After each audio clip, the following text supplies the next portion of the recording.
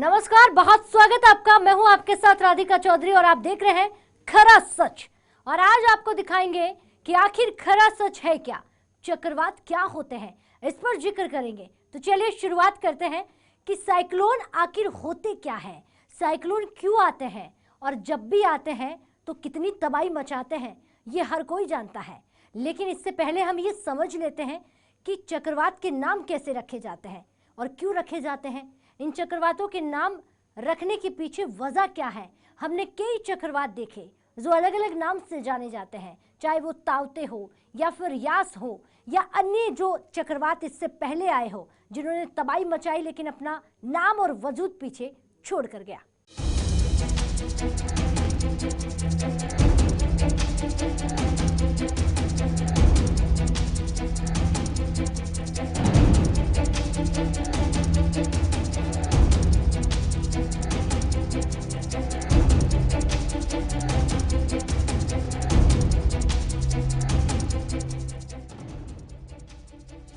चक्रवात का नाम रखने के पीछे एक खास प्रक्रिया होती है। इन सभी चक्रवातों का नाम विश्व मौसम विभाग के तहत आने वाले दुनिया भर में फैले वार्निंग सेंटर की तरफ से किया जाता है। इस पैनल में 13 देश हैं, जिसमें Bharat, Pakistan, Maldives, Bangladesh, Myanmar, Oman, Sri Lanka, Thailand, Iran, Qatar, Saudi Arabia, UAE और यमन शामिल हैं।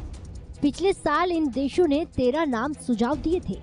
इसके चलते चक्रवातों के 159 नामों की लिस्ट तैयार की गई थी। चक्रवाती तूफान के 64 देश का नाम तय करते हैं। जब चक्रवात इन 8 देशों के किसी भी हिस्से में पहुंचता है तो सूची से अलग दूसरा सुलभ नाम रख दिया जाता है। इन 8 देशों की ओर से सुझाए गए नामों से पहले अक्षर के अनुसार उनका क्रम तय किया जाता है और उसके हिसाब से ही चक्रवाती तूफान के नाम रखे जाते हैं। साल 2004 की अगर बात करें तो चक्रवाती तूफान के नामकरण की ये प्रक्रिया वहीं से शुरू की गई है। 1953 में मायामी नेशनल हरिकेन सेंटर में वर्ल्ड मेटीरियोलॉजिकल ऑर्गेनाइजेशन तूफान और उष्णकटिबंधीय चक्रवातों के नाम रखता रहा। WMO के जेनेवा स्थित संयुक्त राष्ट्र संघ की एजेंसी है, लेकिन उत्तरी हिंद महासागर में उठने वाले चक्रवातों का कोई नाम ही नहीं रखा गया था। वजह ये थी कि ऐसा करना काफी विवादास्पद काम था। भारत के चक्रवात चेतावनी केंद्र के अधिकारी डॉक्टर M महापात्रा के मुताबिक इसमें पीछे कारण ये था कि जातीय विविधता वाले इन क्षेत्रों में काफी सावधान और निष्पक्ष रहने की जरूरत थी, ताकि ये लोगों की भावनाओं को ठेस न पहुंचाए। साल 2004 में स्थिति बदल गई जब WMO की अगुवाई वाला अंतर्राष्ट्रीय पैनल भंग कर दिया गया। संबंधित देशों से अपने अपने क्षेत्र में आने वाले चक्रवात का नाम खुद रखने को कहा गया। इसके बाद भारत, पाकिस्तान, बांग्लादेश और मालदीव कई ऐसे देशों ने इस बैठक में हिस्सा लिया। इन देशों ने 64 नामों की एक सूची भी सौंपी। हर देश ने आने वाले चक्रवात के लिए 8 नाम का सुझाव दिया। ये सूची हर देश के अक्षरों के अनुसार इस क्षेत्र में जून 2014 में आए चक्रवात नानुक का नाम भी म्यांमार ने ही रखा था। सदस्य देशों के लोग भी नाम सुझा सकते हैं। मसलन भारत सरकार इस शर्त पर लोगों की सलाह मांगती है, नाम छोटे समझ आने के लायक, सांस्कृतिक रूप से संवेदनशील और भड़काऊ ना हो। इस बात का भी यहाँ पर ध्यान रखा जाता है।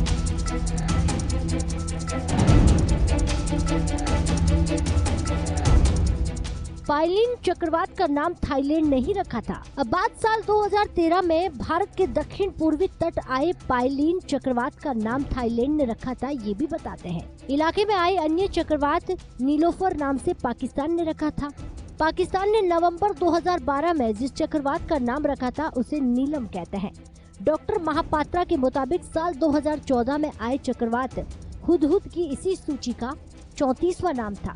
इस सूची में शामिल भारतीय नाम काफी आम नाम हैं, जैसे मेघ, सागर, वायु। चक्रवात विशेषज्ञों का पैनल हर साल मिलता है और जरूरत पड़ने पर सूची फिर से भरी जाती है। ये पहली बार नहीं है कि किसी तूफान को कोई नाम दिया गया हो। वैसे तूफान तो अपने आप में ही एक नाम है, मगर इससे इतर भी इनका नामकरण करने की प्रक्रिया चल रही है। इसकी शुरुआत 15 साल पहले यानी कि 2004 में ही हो गई थी।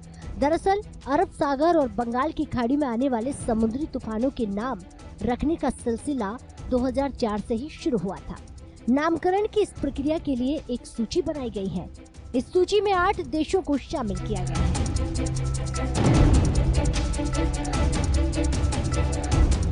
यदि किसी तूफान की संभावना दिखती है तो इन 8 देशों को क्रमानुसार 8 नाम देने होते हैं।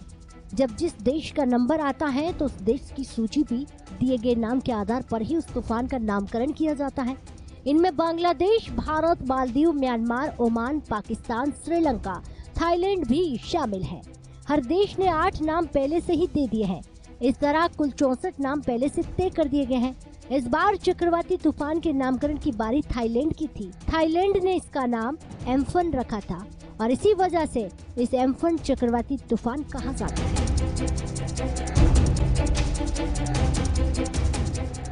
ऐसा नहीं है कि 64 देशों की सूची को लेकर कोई विवाद नहीं रहा। 2013 में श्रीलंका में रखे गए महासेन नाम को लेकर श्रीलंका के राष्ट्रवादियों और अधिकारियों ने विरोध जताया, जिसके बाद से बदलकर वियारू कर दिया गया था। उनके मुताबिक राजा महासेन श्रीलंका में शांति और समृद्धि लाए थे, इसीलिए आपदा का नाम उनके नाम पर रखना गलत है।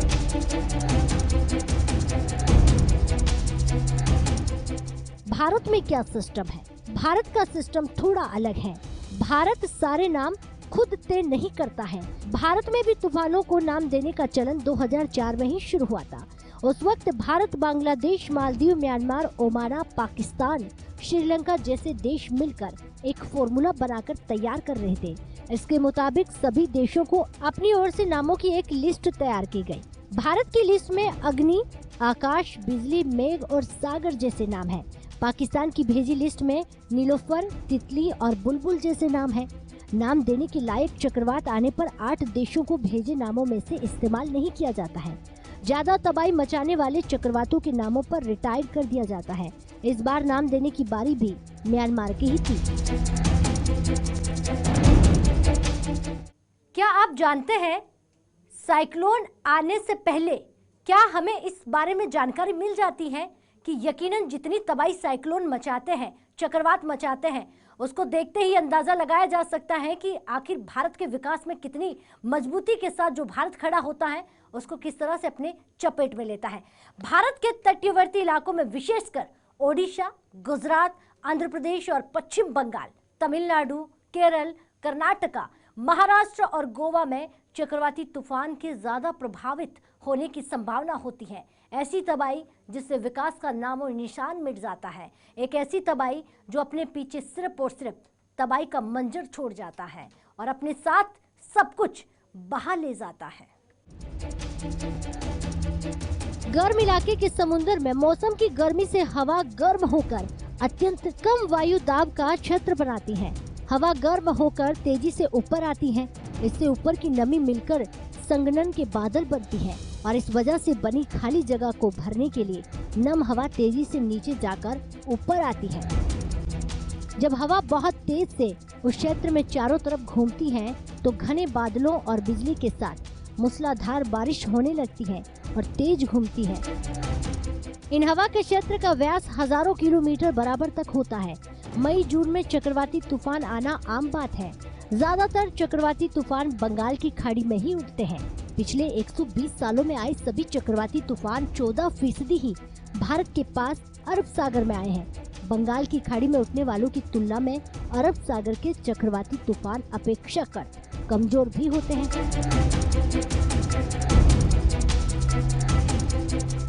चलिए अब आगे बढ़ते हैं और बात करते हैं कि जिस समय पूर्वी क्षेत्र ताउते के नाम से तूफान का कहर झेल रहा था, उसी दौरान बंगाल की खाड़ी में यास तूफान आने की घोषणा कर दी गई थी और बंगाल की खाड़ी में ये बनने लगा था।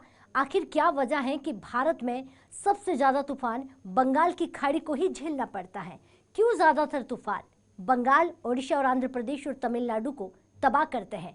क्या वजह है इसके पीछे, ये जानने की कोशिश करते हैं, क्योंकि लगातार जब भी तूफान आता है, आपने यास देखा होगा किस तरह से तबाही मचाई, आपने ताउते देखा होगा किस तरह से अपने पीछे मौत का मंजर छोड़ कर गया था।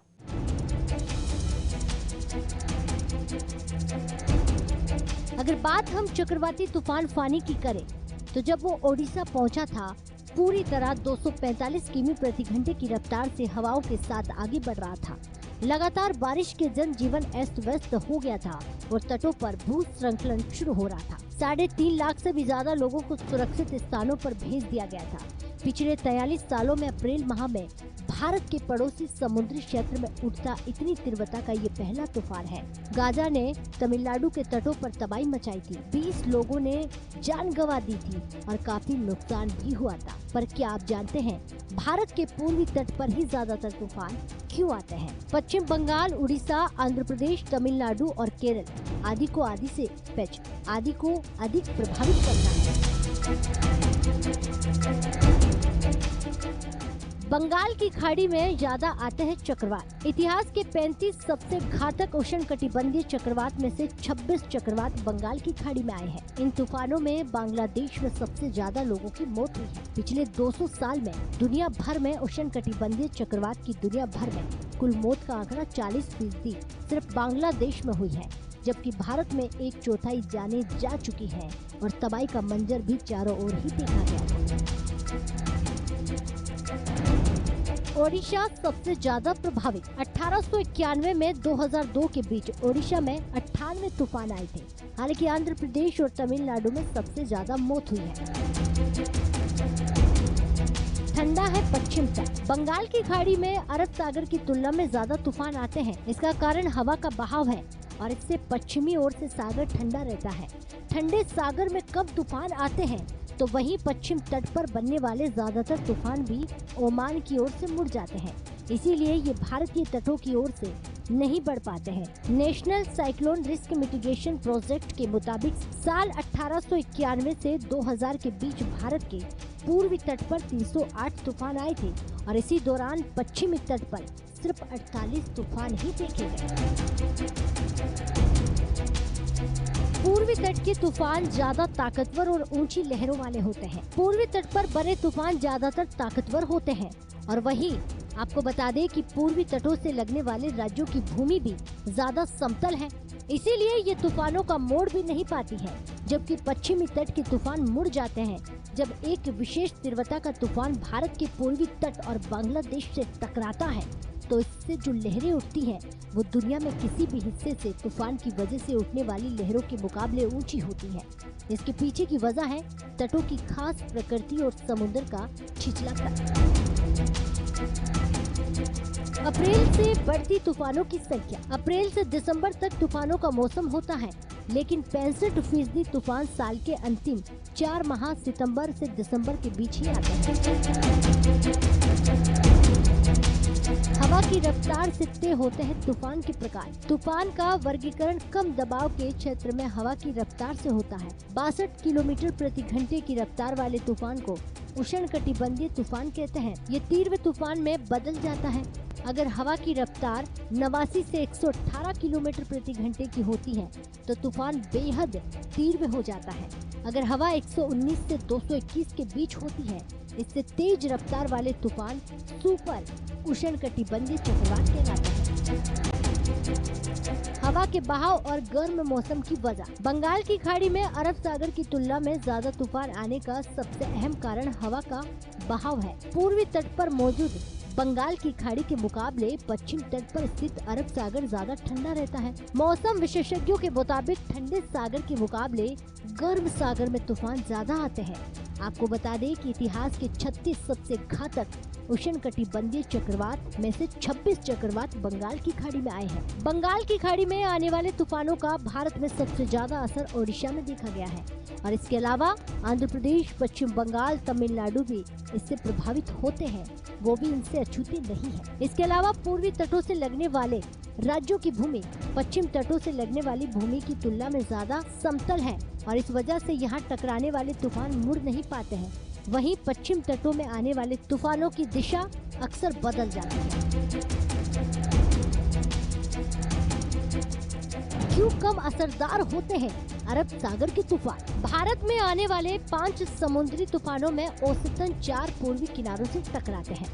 भारतीय मौसम विभाग के मुताबिक दक्षिणी पूर्वी बंगाल की खाड़ी और अंडमान सागर से उठने वाले तूफानों के अलावा उत्तर पश्चिमी प्रशांत से बिखरने वाले तूफान दक्षिणी चीन सागर से होते हुए बंगाल की खाड़ी में पहुंच जाते हैं। यही वजह है कि हमारा पूर्वी तट हमेशा दबाव में रहता है। डस्टी की रिपोर्ट के मुताबिक तूफान अरब सागर में भी बनते हैं, लेकिन ये अमूमन भारत के पश्चिम तट को छोड़ते हुए उत्तर पश्चिम दिशा की ओर बढ़ जाते हैं। पूर्वी तट पर बने तूफान ज्यादातर ताकतवर ही होते हैं। तूफानों का वर्गीकरण कम दबाव के क्षेत्र में हवा की रफ्तार से होता है। अगर हवा की रफ्तार 119 से 221 किमी प्रति घंटे के बीच होती है तो ये प्रचंड तूफान माना जाता है।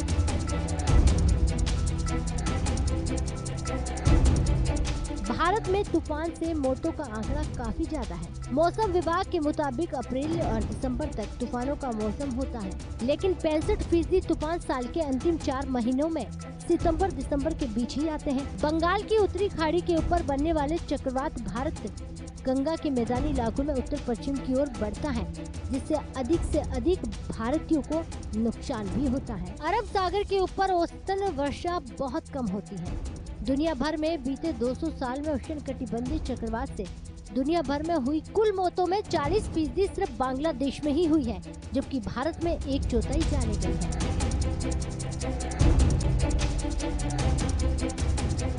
48% तूफान ओडिशा और 22% आंध्र प्रदेश में आते हैं। Gujarat institute of development research की पुरानी रिपोर्ट के मुताबिक पूर्वी तट पर बसे राज्यों में आने वाले 48% तूफान अकेले ओडिशा में है, जबकि 22% आंध्र प्रदेश में आते हैं। इसके अलावा पश्चिम बंगाल में 18.5% और तमिलनाडु में 11.5% तूफान आए हैं। पश्चिम तट पर पूर्वी तट की तुलना में आने वाले तूफान 8 गुना कम है। बताते चले कि उष्णकटिबंधीय चक्रवात एक तूफान है जो विशाल निम्न दबाव केंद्र और भारी तंडित छजावतों को साथ आता है। ये तेज हवा और मूसलाधार बारिश के हालात बनाता है। National cyclone risk mitigation project के मुताबिक 1891 से 2000 के बीच भारत के पूर्वी तट पर 308 तूफान आए हैं और इसी दौरान पश्चिम तट पर सिर्फ 48 तूफान ही आए हैं। राज्यों में तबाही मचाने वाले चक्रवात ताउते का छिपकली से क्या लेना देना है, क्योंकि सबसे ज्यादा सुर्खियों में इस नाम का कहीं न कहीं आपने भी जिक्र देखा होगा। कोरोना संकट के बीच भारत के कई राज्यों में एक और मुसीबत ने लोगों की नींद उड़ाकर रखी है। इस मुसीबत का नाम है तोकते। जब तोकते आया था तो इस चक्रवात ने कई राज्यों को नुकसान पहुंचाया। इतना ही नहीं, उन राज्यों को तबाह कर दिया और इससे ज्यादा कहा जाए तो उन राज्यों के विकास को अपने साथ बहा ले गया और इसी के साथ कई लोगों को जान गंवानी पड़ी। केरल, कर्नाटक, गोवा जैसे राज्यों में तबाही का निशान छोड़ने के बाद ये तूफान गुजरात की ओर बढ़ा और धीरे धीरे गुजरात को भी अपनी चपेट में लेता गया। काफी अफरा तफरी रही और इसको देखते हुए मुंबई एयरपोर्ट को भी बंद कर दिया था। भारत में तबाही मचाने वाले तोकते शब्द का मतलब आखिर होता क्या है? तूफान का नाम तोकते कैसे पड़ा? ये तूफान कहां से उठा और अब तक कहां इसके नुकसान की खबरें सामने आई है? हम ये भी आपको बताएंगे। जब भी भारत में तूफान आते हैं तो पीछे सबूत छोड़कर चले जाते हैं। सबसे पहले केरल में दिखा असर। तोकते तूफान की शुरुआत 14 मई की सुबह अरब सागर में हुई थी। सबसे पहले इसका असर केरल में देखा गया। केरल में इस तूफान की वजह से भारी बारिश हुई थी। तेज हवाओं के चलने से सैकड़ों मकान क्षतिग्रस्त हो गए और पेड़ पौधे उखड़कर जमीन पर गिर गए। बिजली आपूर्ति बाधित हुई। कुछ इलाकों में समुद्र की ऊंची लहरों से सड़कें भी क्षतिग्रस्त हो गई हैं। मीडिया रिपोर्ट्स के मुताबिक और राज्य में कई लोगों की मौत भी हो गई। हजारों लोगों को राहत शिविरों में शिफ्ट करना पड़ा। लोगों की जान बचाने के लिए प्रशासन लगातार काम करती रही। लोगों की जान बचाने के लिए सरकार काम करती रही। पिछले साल दंगा और लॉकडाउन ने मारा। अब की बार लॉकडाउन के साथ साथ बारिश ने भी सब कुछ तबाह कर दिया। चक्रवात तूफान ने झारखंड के किसानों की कमर तोड़ दी है। ये नहीं कि सिर्फ झारखंड हो, अलग अलग जगहों जहां भी तूफान आया, जहां भी उसने दस्तक दी, किसानों की कमर तोड़ कर रख दी है। पहले किसान कोरोना की वजह से परेशान थे, हताश थे, निराश थे और कहीं ना कहीं उम्मीद थी कि 2021 का वक्त गुजरते ही सब कुछ अच्छा होगा, लेकिन हालात किसानों के खराब हैं और अब किसानों की सिर्फ उम्मीद सरकार से है। सरकार ने कई घोषणाएं की हैं, मदद देने का ऐलान किया है, लेकिन सरकारों के इस मदद ऐलान में किसान टकटकी लगाकर देख रहा है, क्या जो मदद मिलेगी उससे हमारी भरपाई हो पाएगी? क्योंकि हमने इस तावते और यास के जरिए देखा किसानों की जमीन बंजर हो गई है, फसलें नष्ट हो गई हैं और एक ऐसी तबाही जिसे भुलाया ना जा सके। ओडिशा और पश्चिम बंगाल में भारी तबाही मचाने के बाद चक्रवाती तूफान यास में झारखंड में भी भारी तबाही मचाई है। राज्य में बीते दिनों से हो रही भारी बारिश के कारण हजारों हेक्टेयर खेतों में लगी सब्जियां बर्बाद हो गई और इससे पहले लॉकडाउन ने किसानों की जिंदगियां खराब कर दी है। सब्जियां न बेची जा रही थी और वो घर पर ही पड़ी पड़ी गल रही थी। नुकसान किसानों का चारों ओर से हो रहा था। नुकसान की भरपाई के लिए सरकार तैयार है, पर समय सीमा तय नहीं है। अब धीरे धीरे अलग अलग राज्यों से कई बयान सामने आ रहे हैं। कृषि मंत्री बादल पत्रलेख कहते हैं कि चक्रवात से जितने भी किसानों की फसल का नुकसान हुआ है, सरकार उसकी भरपाई करेगी। किसान पहले ओलावृष्टि, फिर लॉकडाउन और अब तूफान की वजह से नुकसान में है। सरकार को इसका पूरा अंदाजा है और इस मामले पर सरकार पूरी गंभीरता से किसानों की मदद करेगी। ऐसे ही अलग अलग राज्यों से बातें सामने आई हैं। भरपाई की जानकारी देने से किसान सिस्टम के पास जाएगा, सिस्टम किसानों के पास पहुंचेगा। इस सवाल के जवाब में भी मंत्री ने खुलकर कुछ नहीं बताया। उन्होंने कहा कि इससे पहले ओलावृष्टि से हुई फसलों के नुकसान का आकलन किया गया है। जिनको भी नुकसान की शिकायत आई है, अधिकारियों ने वहां जाकर सर्वे किया है और रिपोर्ट्स 1-2 दिन में भी आ जाती है और उसके बाद तमाम जानकारी के साथ भरपाई की जाती है। ऐसे में ये सवाल उठता है कि कितने किसान सरकार तक अपने नुकसान की जानकारी दे पाएंगे।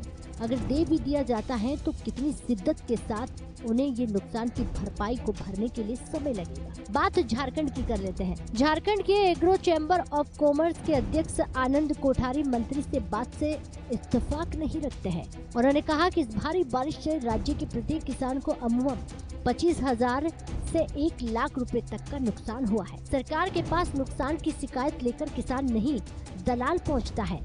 खाना पूर्ति भी दलालों को ही करनी पड़ती है और इससे किसानों का कितना हित होता है, कितना भला होता है, ये आखिर सरकार अच्छे से जानती होगी। इससे बचने के लिए सरकार के मुखिया, पंचायत समिति, किसान मित्र, जल मित्र, उद्यान मित्र के नेटवर्क का इस्तेमाल करें और जल्द से जल्द आकलन करके किसानों को मुआवजा दें। पूरे देश में बाजार समिति के माध्यम से किसानों को फसल बेचने की सुविधा मिली हुई है, लेकिन झारखंड में इस पर अवैध कब्जा है। जो भी मंडी लगी है वो किसानों के लिए नहीं, व्यापारियों के लिए है। सरकार तत्काल इन मंडियों को खाली कराए और किसानों के हवाले कर दे। तूफान को देखते हुए राज्य में 3 जिलों के 10,000 से अधिक लोगों को राहत शिविरों में भी पहुंचाया गया था। बात हम यास और तावते की कर रहे हैं। जैसे ही इन दोनों ने अपना दस्तक धीरे धीरे आगे बढ़ाया तो इस कोरोना काल में कई लोगों को प्रभावित करके चला गया। तो खरा सच आप देख रहे थे और इस खरा सच में, इस सच्चाई में बात चक्रवात की कर रहे थे। चक्रवात कोई छोटा सा नाम नहीं है जिसे हम यूं समझ जाए। आने वाला ये चक्रवात जब भी आता है तो भारत को हिलाकर रखता है, उन जगहों को हिलाकर रख देता है और जब भी आता है तो विकास के नाम पर अपने साथ सब कुछ ले जाता है। इस चक्रवात की हम बात कर रहे थे और इसकी तबाही की हम यहाँ पर जिक्र कर रहे थे। चलिए आज की खरा इस सच्चाई में इतना ही, क्योंकि खरा सच आपके लिए जानना और समझना बेहद जरूरी है। तो अगले हफ्ते हम फिर होंगे किसी एक सच्चाई के साथ जो आपके लिए जानना होगा जरूरी। नमस्कार।